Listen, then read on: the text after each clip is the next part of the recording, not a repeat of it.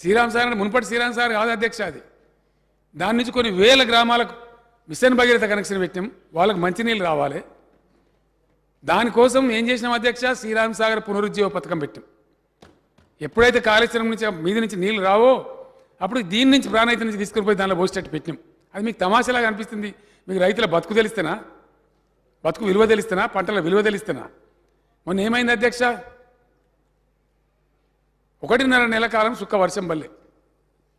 తమరే మాట్లాడింది నాతో. బాన్స్వాడలో ఒక అలవాటు ఉంది, బాన్స్వాడ బోధనలు అందరికన్నా ముందు రోహిణి కార్తెలు ఆరుపోస్తారు. తమరే నాకు ఫోన్ చేశాను, నిజాం సాగర్లో పాత 5 టీఎంసీలు ఉన్నాయండి, మరి మేము నారులు ఓపిస్తున్నాం, మరి ఇస్తామని నీళ్ళు ఎట్లా అంటే ఇద్దాం, నో ప్రాబ్లం అని చెప్పి మలన్న సార్లు ఉన్నాయి సార్ తీసుకుందామని చెప్పినాం. చెప్తే మంచిదని చెప్పి గోహాడను. ఆ విధంగా మీరు నాట్లు వేపించేసారు, కానీ నీళ్ళు వస్తలేవు. ఏం చేయాలి అధ్యక్ష? పైసలు ఖర్చు పెట్టి చేసుకున్నటువంటి శ్రీరామ్ సాగర్ పునరుజ్జీవం ఉంది కాబట్టి, ప్రాణహితలో ఆల్రెడీ వరద స్టార్ట్ అయింది కాబట్టి నీళ్ళు పైకి పోసుడు మొదలుపెట్టినాం అధ్యక్ష. ప్రకృతి ఏందో తెలియదు. మనం అనేక కరువులు చూసినాం, అల్లాడినాం.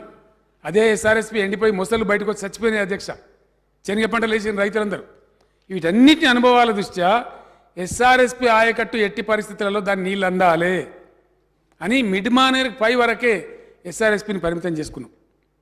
అటు ఆదిలాబాద్కు కానీ నిజామాబాద్కు కానీ కింద ఉన్నటువంటి కోరుట్ల, జగిత్యాల, మెట్టిపల్లి, చొప్పదండి, పెద్దపల్లి వగైరా కాన్స్టిట్యున్సీలకు నీళ్ళు ఇవ్వాలని దాన్ని అక్కడికే కట్ చేసినాం. కిందికి ఇలా ఈటల రాజేందర్ గారి కాన్స్టిట్యున్సీలో హుజురాబాద్ కావచ్చు, వరంగల్ జిల్లా కావచ్చు, డోర్నకల్, మైబాద్, తుంగతుర్తి, సూర్యాపేట కింది వరకు, కోదాడ వరకు కావచ్చు, నీళ్లు పారిస్తున్నదే కాళేశ్వరం ప్రాజెక్టు. అది మీకు తెలియదా? మీకు చెప్పేటోళ్ళు లేడా? మీ ఇష్టం వచ్చినట్టు మాట్లాడతారా? ఒకవేళ కాళేశ్వరమే కట్టకపోతే మెదక్ల మల్లన్న సాగర్ ఎక్కడిది అధ్యక్ష? కొండపోచమ్మ సాగర్ ఎక్కడిది? రంగనాయక సాగర్ ఎక్కడిది? ఇల్లంతకుంటలో అన్నపూర్ణ ఎక్కడిది? వాటిలో నీళ్ళు ఎక్కడివి? ఇలా మెదక్ జిల్లాలో దాదాపు 10 లక్షల ఎకరాలు అదనపు ఆయకట్టు ఎప్పుడు వస్తుంది? బట్టి విక్రమార్క గారు అడుగుతున్నారు. సిద్దిపేటలో వచ్చింది అదనపు ఆయకట్టు కాదా అండి? గజ్వేల్ వచ్చింది అదనపు ఆయకట్టు కాదా? దుబ్బాక నియోజకవర్గంలో వారిది అదనపు ఆయకట్టు కాదా? మీరు ఏమైనా ఇచ్చినారని తుంగతుర్తికి నీళ్లు శ్రీరామ్ సాగర్ నుంచి? తెలుగుదేశం కానీ మీరు కానీ నన్ను పోయినాయా తుంగతుర్తికి నీళ్లు? అధ్యక్ష చెప్తే నవ్వొస్తుంది. చంద్రబాబు నాయుడు గారు ముఖ్యమంత్రి ఉన్నప్పుడు ఓడికి తెస్తున్నాం ఆటాటోపమని చెప్పి అది ఆడ వరంగల్ యాన పోయి నీళ్ళు ఇడిచారు అధ్యక్ష. దేవాదులు కాదు, కాకతీయ కాలువలు నీళ్ళు ఇడిచారు. కాకతీయ కురవి ఆడ పోయి నీళ్ళు ఇడిచారు అధ్యక్ష. ముఖ్యమంత్రి హైదరాబాద్ ఎట్లా పోతే కాలువలో నీళ్ళు ఎట్లా పోయినాయి అధ్యక్ష. మళ్ళీ ఆయన ఎట్లా హైదరాబాద్ వాపస్ వచ్చాడు, నీళ్ళు కూడా వాపస్ వచ్చేసినాయి. నీళ్ళు పోయి కురవి ముడ్డించుకొని హైదరాబాద్ వాపస్ వచ్చేసినాయి. కథం. ఈ తర్వాత రాలేదు జీవితంలో. ఇవాళ ఎక్కడి అధ్యక్ష? అద్భుతమైన జలధారలు, ఎంత అద్భుతమైన జలధారలు! కాళేశ్వరం పుణ్యమాని కరీంనగర్ జిల్లాలో 4 సజీవ జలధారలు అధ్యక్ష. 4 సజీవ జలధారలు. అప్పర్ మానేర్ ప్రాజెక్ట్ నుంచి పోయేటువంటి మానేర్ రివర్ దక్షిణ కరీంనగర్లో దక్షిణం నుంచి బారి తూర్పు పోయేటువంటి, ఉత్తరానికి పోయేటువంటి ఒక అద్భుతమైనటువంటి జలధారలు, వందలాది చెక్ డ్యాంలతో. అదేవిధంగా వరద కాలువ ఒక రిజర్వాయర్గా మార్చబడి ఎస్ఆర్ఎస్పీ పునరుజ్జీవం కోసం ఒక అద్భుతమైన 1.5 టీఎంసీగా ఒక సజీవ జలధార అధ్యక్ష. సంవత్సరం పొడుగుతూ దానిలో ఒడ్లు పట్టుకొని నీళ్లు ఉంటున్నాయి. కాకతీయ కాలువ నిండు గర్భిణిలాగా 9 నుంచి 10 నెలలు పారుతూ 2 పంటలు పండిస్తూ కాకతీయ కెనాల్ ఒక సజీవ జలధార. అదే ఉత్తరాన గోదావరి అధ్యక్ష. యాద్ చేసుకుంటే దుఃఖం వస్తుంది, కళ్ళల్లో బాధ అవుతుంది. నేను దేవుణ్ణి నమ్ముతా అధ్యక్ష, పాత విధానాలు నమ్ముతాం కొన్ని. ఎక్కడ నది దాటినా పెద్దలు ఇచ్చిన విజ్ఞానం ప్రకారం ₹1 బిల్లునో ఒక నాణ్యం వేసుకుంటూ పోతాం అధ్యక్ష. నేను అనేక సందర్భాల్లో గోదావరి దాటిపోయి మళ్ళీ దాటి వస్తూ ఉంటే, డబ్బులు ఉన్నాయో నీళ్ళు వేద్దామంటే, నీళ్ళు ఉన్నాయో డబ్బులు వేద్దామంటే గోదావరిలో అసలు నీళ్ళు కనబడకపోయేది అధ్యక్ష. ఓ మడుగుల్లో గుంటల్లో ఉంటే దాన్ని వెతికి దాని దగ్గరికి పోయి పైసలు వేసి వచ్చేది. కానీ ఈరోజు అధ్యక్ష, నేను మన మంచిర్యాల, ఆసిఫాబాద్ పోయి రిటర్న్ వస్తుంటే ఆ బ్రిడ్జి మీద ఆపితే, మా చందర్ ఎమ్మెల్యే ఆపితే, కళ్ళ ముందర ఒక సముద్రం లాంటి గోదావరి, ఆనాడు ఎండిపోయి దుమ్ము కొట్టుకొని పోయిన గోదావరి. మీకు ఏమర్థమవుతుందండి? నాకు అర్థం కాదు. నీళ్ళు మోటార్ పెట్టకుండా గోదావరికి 2 దిక్కులు కూడా 5-5 కిలోమీటర్ల దూరంలో నీళ్ళు కక్కుతున్నాయి బోర్లన్నీ. పర్కులేషన్ జరిగి అద్భుతంగా గోదావరిలో నీళ్ళు ఆపితే కరెంటుతో ప్రమేయం లేకుండా నీళ్ళు కక్కుతున్నాయి అధ్యక్ష. బోర్లు ఫోటోలు వస్తున్నాయి పేపర్లలో టీవీలలో. ఎన్ని బ్యారేజీలు అధ్యక్ష గోదావరి మీద? ఇప్పుడే బట్టి గారు ప్రస్తావించిన సీతమ్మ సాగర్ కంప్లీట్ కాలే, అవుతా ఉంది. ఆల్మోస్ట్ 65% అయింది పని. సీతమ్మ సాగర్ 37 టీఎంసీలు, సమ్మక్క సాగర్ 7.5 టీఎంసీలు, 8 టీఎంసీలు నిల్వ. ఆ నుంచి Lakshmi barrage, Saraswati barrage, Parvati barrage, Yellampalli వీళ్ళ కాలంలో పెండింగ్ పెట్టినరు, దాన్ని కంప్లీట్ చేసినాం. మిడిమానేరు పెండింగ్ పెట్టిన దాన్ని కంప్లీట్ చేసినాం. పైన సదర్ మాటకాడ నిజాం కట్టింది ఉంటే, పాతది ఉంటే దానికి సరిపోదంటే ఇంద్రకరణ్ రెడ్డి గారు వీళ్ళంతా అక్కడ ఎమ్మెల్యే గారు వీళ్ళంతా నన్ను నా ప్రాణం తీసి కట్టించిండ్రు.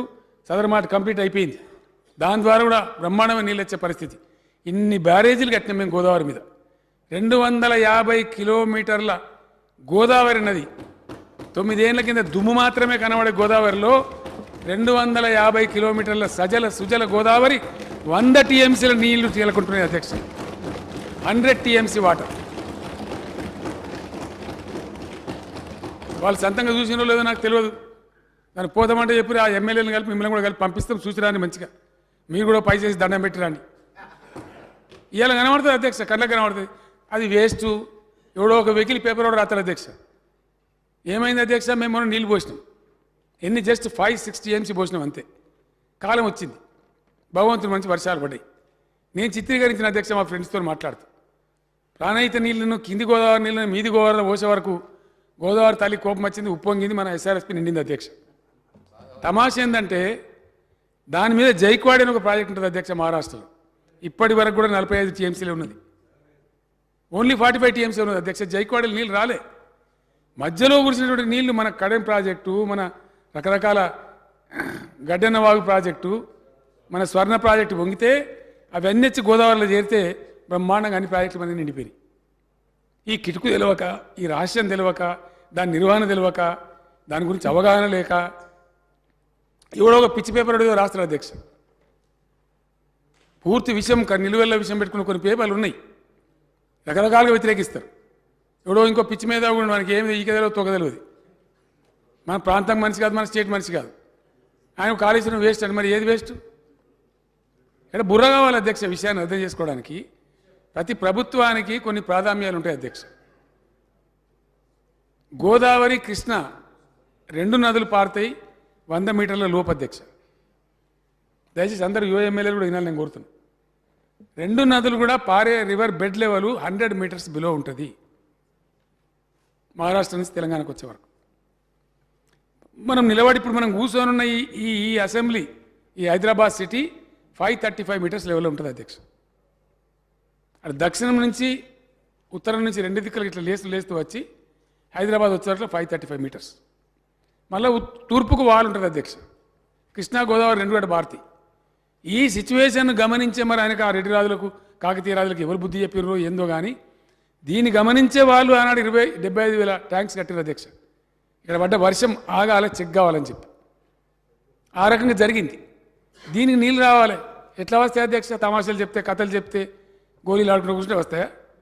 ఒక ప్రబల ప్రయత్నం జరగకపోతే వస్తుందా? దాని ప్రయత్నమే కాళేశ్వరం. అల్టిమేట్గా దక్షిణ తెలంగాణను కాపాడేది కూడా రేపటి రోజులలో కాళేశ్వరమే. మా మిత్రుడు నిరంజన్ రెడ్డి నాతో మాట్లాడుకుంటూ చెప్తాడు, సార్ ఎన్నిటికైనా కృష్ణాలో దోక జరిగితే కాళేశ్వరం నీళ్ళు మాకు రావాలి అని మా మహబూబ్నగర్ ఎమ్మెల్యేలు మా మంత్రులంతా మాట్లాడతారు అధ్యక్ష.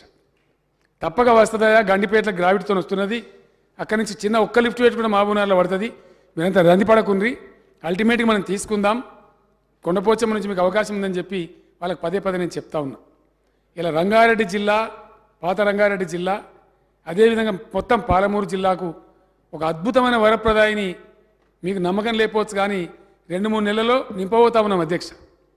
ఇప్పుడు ఏదైతే వట్టెం, ఏదుల, కరివెన, ఉద్దండాపూర్ ఈ రిజర్వాయర్లన్నీ నింపబోతా ఉన్నాం అధ్యక్ష. రాబోయే షార్ట్ పీరియడ్లో పనులు దగ్గరికి వచ్చినాయి. పాలమూరు ఎత్తిపోతల పథకం కూడా కంప్లీట్ అయింది.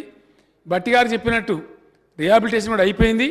ఇంకెవరైనా ఒకరు మిగిలి ఉంటే డెఫినెట్గా వాళ్ళకి చేస్తాం. ఇంకోటి చెప్పాను అధ్యక్ష, ఇప్పుడు చెప్పాను, నాకు రేపు గీయాలి చెప్పచ్చు, చెప్పినా కొద్ది జ్ఞాపకం వస్తుంది. ద బెస్ట్ రిహాబిలిటేషన్ కాలనీస్ ఇప్పటి వరకు భారతదేశంలో కట్టింది ఒకే ఒక తెలంగాణ ప్రభుత్వం అనే అంతర్జాతీయ సంస్థలు వచ్చి మనం పొగుడుతున్నాయి అధ్యక్ష. నా నియోజకవర్గం గజ్వేల్లోనే 22,000 23,000 ఇళ్ళు కట్టినాం అధ్యక్ష. ఆ కాలనీ చూస్తే మనకే ఆడ ఉండబోతుంది అధ్యక్ష. 100 ఫీట్స్ రోడ్స్తోని బ్రహ్మాండమైనటువంటి ఇన్ఫ్రాస్ట్రక్చర్తోని అద్భుతమైనటువంటి రిహాబిలిటేషన్ కాలనీలు కట్టిన తెలంగాణ. దాని దేశ విదేశాల నిపుణులు, మన సెంట్రల్ వాటర్ కమిషన్ నిపుణులు వచ్చి షెబ్బాస్ తెలంగాణ నుంచి భుజం తట్టిపోతూ ఉన్నారు. వీళ్ళేమో మమ్మల్ని నిందిస్తూ ఉన్నారు అధ్యక్ష, వాళ్ళ పుణ్యం వాళ్ళకి. ఈ రకంగా ఇది ఇట్లా మొదలుపెట్టిండ్రు. ఇదే చేయలేదు అధ్యక్ష. మేము వీళ్ళ పీరియడ్లో కాంగ్రెస్ టీడీపీ ఇద్దరు పీరియడ్లో కూడా గెలుకుడు ఆడ పెట్టుడు అధ్యక్ష.